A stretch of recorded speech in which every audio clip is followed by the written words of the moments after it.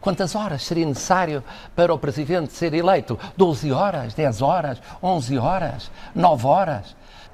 Está a ver, Sr. Reproduziu.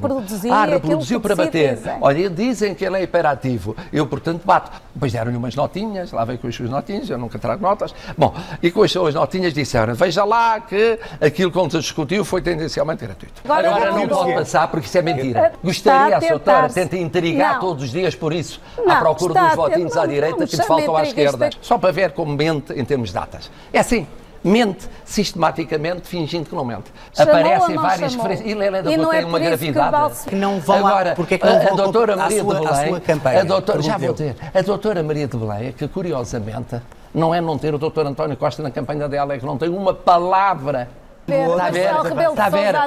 O doutor Marcelo Rebelo de Sousa, por exemplo, disse, a dada altura, quando foi da resolução do BES, que a banca portuguesa estava blindada e estava segura. Diz, aliás, que tinha total confiança no governador de Banco de Portugal. O professor Marcelo Rebelo de Sousa garantiu-nos, não é, há pouco mais de um ano, que tudo estava blindado, que a banca estava segura, que o Banif estava em excelentes condições. Não tinha de garantir, quem garantiu foi o governador do Banco de Portugal. Arrepende-se de ter posto as mãos no fogo pelo sistema bancário quando o fez? Está preocupado com o estado da banca em Portugal, genericamente falando? Não estou. Eu não estou por duas razões. Não estou porque, como explicarei, genericamente a banca portuguesa está blindada e está segura. E não estou porque à frente do Banco de Portugal está uma pessoa, o governador, que pela sua isenção, pela sua independência e pela forma como está atento aos acontecimentos, garante a nossa segurança. E isso é particularmente evidente no caso do BES? Isso é evidente em todos os casos. Foi evidente no caso do Banif, a forma como atuou, foi evidente na recapitalização do BPI e do BCP na altura em que foi feita. Portanto, quer dizer, é uma coisa que vem de trás. Não se nota porque ele é discreto. Ele fala pouco, como deve falar pouco o governador do Banco de Portugal, mas age bem.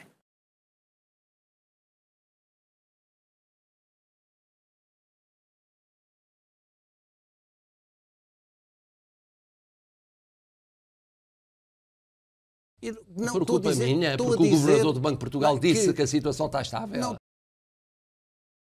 O professor apareceu agora virgem há 3 ou 4 anos a tomar posição política. Vamos ouvir é que sobre cada matéria nós temos 20 citações a dizer uma coisa e 20 citações a dizer o contrário. Mas disse, e o senhor não disse. Eu dizia, e o senhor não dizia. E antes, durante 40 anos, onde esteve? Durante 40 anos estive sempre na vida cívica. Eu estive mal ou bem, errando ou acertando, mas estive.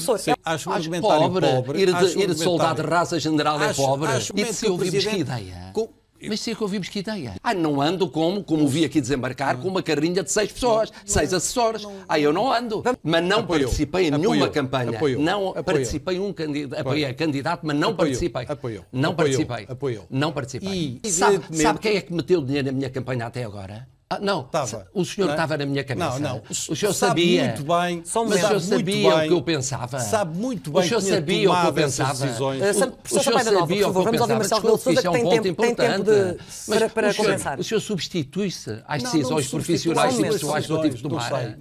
Não, eu não tento fingir, mas não aceito processo de intenção. Todos têm direito à vida. Não só os do tempo novo, os do tempo velho também têm direito à vida. Não é? Em que o tema volta-se a levantar em 2010 na proposta de revisão constitucional que é feita pelo PSD e que o professor Marcelo Rebelo de Sousa apoia, nomeadamente na área da saúde e na área da educação. Desculpe, e que verdadeiramente... não apoiei. Em 2010 não apoiei. Apoiou. Não apoiei. Então eu vou ler. Considerou o texto bem feito, interessante e hábil a fórmula encontrada para a saúde e para a educação. Sim, mas não apoiei. Portanto, é muito hábil, é muito interessante. O texto é interessante, é hábil, mas não disse se era constitucional ou não. Não podemos jogar com as palavras o tempo todo, não é? Quer dizer, não podemos andar a jogar com as palavras.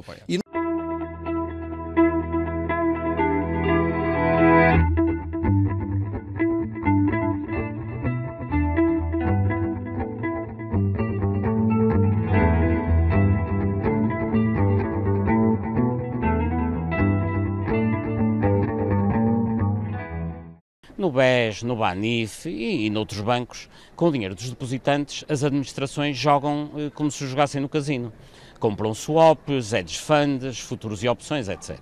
Sempre que os negócios correram bem, o lucro vai para os acionistas. Quando começaram a correr mal, o que estava em perigo era o dinheiro dos depositantes, então bem o Estado cobrir o dinheiro dos depositantes. Isto não faz sentido. Este Governo começou muito mal nessa matéria ao permitir-se, nomeadamente em sede parlamentar, mas com uma proposta do Governo e do atual Primeiro-Ministro, um orçamento retificativo que pega em 2.000 milhões de euros dos contribuintes portugueses e vai recapitalizar um banco, neste caso concreto o Banif. E é assim, os portugueses que os contribuintes portugueses têm alguma responsabilidade na falência do Banif? Têm alguma culpa? Então vão pagar porquê? Quem tem que pagar, obviamente, são aqueles que têm essa responsabilidade, eventualmente os anteriores acionistas que levaram o banco à situação em que ele acabou por ficar. Os problemas dos bancos têm que começar a ser resolvidos pelos acionistas dos bancos. Se eu for eleito Presidente da República, como espero, jamais haverá orçamentos promulgados por mim em que haja transferência de dinheiro dos contribuintes para os bancos. Sócrates é dos grandes responsáveis pela corrupção na política em Portugal. Foi no tempo de José Sócrates que se fizeram os contratos de parcerias público-privadas verdadeiramente ruinosos, nomeadamente as Execute, que garantem ainda hoje, em 2015, rentabilidades de 20 e tal % ao ano aos concessionários das autoestradas, e foi também no tempo de José Sócrates que se nacionalizou o BPN, assumindo 7.000 milhões de prejuízo e deixando aos antigos donos do BPN todo o resto das propriedades da sociedade de Lusa Negócios. Sócrates está a ser acusado de quê? Em termos políticos, mantenhamos a questão política, de ter vivido, depois de ser Primeiro-Ministro e sem ter recursos, à custa de amigos. O que é particularmente grave, porque viver à custa de amigos é grave quando se faz uma vida de ostentação como ele fez. Mas o que é mais dramático, e José Sócrates não disse isso na sua entrevista, é que ele viveu, depois de ser Primeiro-Ministro, de forma faustosa em Paris, à custa de amigos ligados ao Grupo Lena. Grupo Lena que ele transformou, enquanto Primeiro-Ministro, no maior fornecedor do Estado português, por exemplo, em 2009. Acho que é importante que a Justiça investigue um ex-Primeiro-Ministro que assume que não tem recursos para viver e que vive à custa de um amigo cuja empresa ele transformou no maior fornecedor do Estado português. Há aqui claramente uma troca de favores. Depois, que tipo de crime configura esta troca de favores? Isso naturalmente cabe aos magistrados e aos tribunais explicar. É que desde que mudou o Procurador-Geral da República, com a nova Procuradora, tem havido da parte da Justiça uma vontade de atuar que, objetivamente, com o Procurador-Geral anterior, não existia. Isso quer dizer o quê? Que o antigo Procurador-Geral da República não desempenhava as suas funções? Estava dependente de algum poder político? Quer dizer que o antigo Procurador-Geral da República não desempenhava as suas funções, sim. Mas estava condicionado politicamente? Isso terá que lhe perguntar a ele. Agora, claramente, eu posso dizer que o antigo Procurador-Geral da República não desempenhava devidamente as suas funções. Na Assembleia da República há dois tipos de deputados. Há deputados que andam a fazer negócios e há depois um conjunto deles que, apesar de não estarem envolvidos em corrupção, como não querem perder o poder político que têm, digamos, o lugar de deputado, o peso político, acabam por não denunciar esses. Repare, na Assembleia da República... Não pergunto-lhe, são todos? Cúmplices são todos, claramente. Na Assembleia da República, nós temos 230 deputados. Envolvidos diretamente em negócios, em corrupção, ligados a sociedades de advogados, grupos económicos, serão 50, portanto é uma minoria. O problema é que todos os restantes, para não perderem o lugar, sabem que não podem afrontar esses interesses económicos e esses casos de corrupção. Claro, se eu fosse eleito Presidente da República, a primeira medida que eu tomaria era justamente nos termos constitucionais convocar extraordinariamente a Assembleia da República para que a Assembleia da República, com um ponto único, decidisse algo que o Estado português está obrigado, que é uma estratégia global de combate à corrupção. Nos termos da Convenção das Nações Unidas contra a Corrupção, que Portugal assinou, Portugal está obrigado a ter uma estratégia global de combate à corrupção. É claro que essa estratégia global de combate à corrupção tinha que incluir desde logo dois pontos. Primeiro era o combate à corrupção na própria Assembleia da República. Nós não podemos ter um conjunto de advogados que estão na Assembleia da República apenas para fazer negócios para os grupos económicos que estão a servir.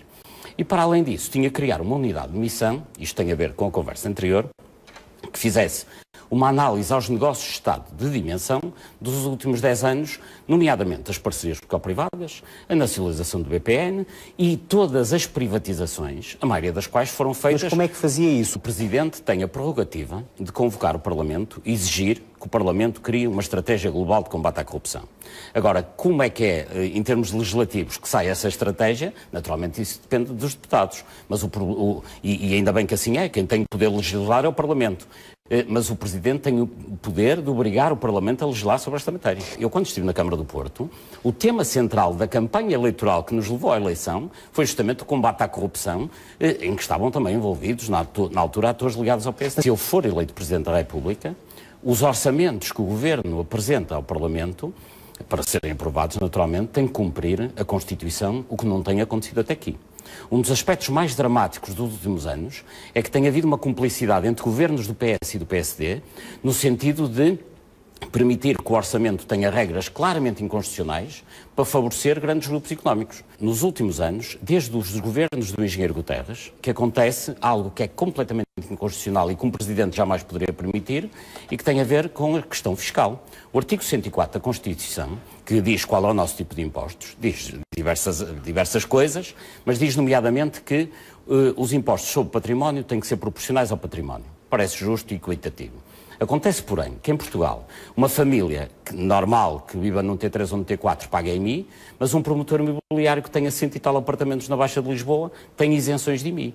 E essas isenções de IMI são claramente inconstitucionais. E os sucessivos orçamentos têm permitido que isso aconteça. Uma pessoa que durma num hotel 5 estrelas, quando vai tomar pequeno almoço, tem duas hipóteses. Ou toma o pequeno almoço num hotel 5 estrelas e paga IVA a 6%, ou atravessa a rua e vai a um restaurante modesto e paga IVA a 23%. Portanto, deduz as suas palavras. Sendo eu Presidente da República, um governo que não cumpre a Constituição tem que sair. Os presidentes têm estado reféns dos partidos que os apoiam. Todos, o grande problema... Todos sem exceção. Não, sabe porque é que os presidentes não têm vetado as isenções de IMI aos fundos de investimento imobiliário? Porque os fundos de investimento imobiliário têm sido os grandes financiadores das campanhas dos anteriores candidatos. Portanto, está a dizer... Os presidentes estiveram reféns deste tipo de interesses económicos, claramente. Cavaco Silva tinha como diretor de campanha o presidente de um dos maiores fundos de investimento imobiliário português. E, portanto... E, portanto, é natural que não afrontasse esse tipo de interesses. O que me leva a candidatar é tentar mostrar que é possível, em Portugal, um candidato verdadeiramente livre e independente, sem ligações partidárias, sem proximidade a grupos económicos e com um baixo orçamento, ter um excelente resultado numa eleição presidencial. Essa é a razão que me leva a candidatar.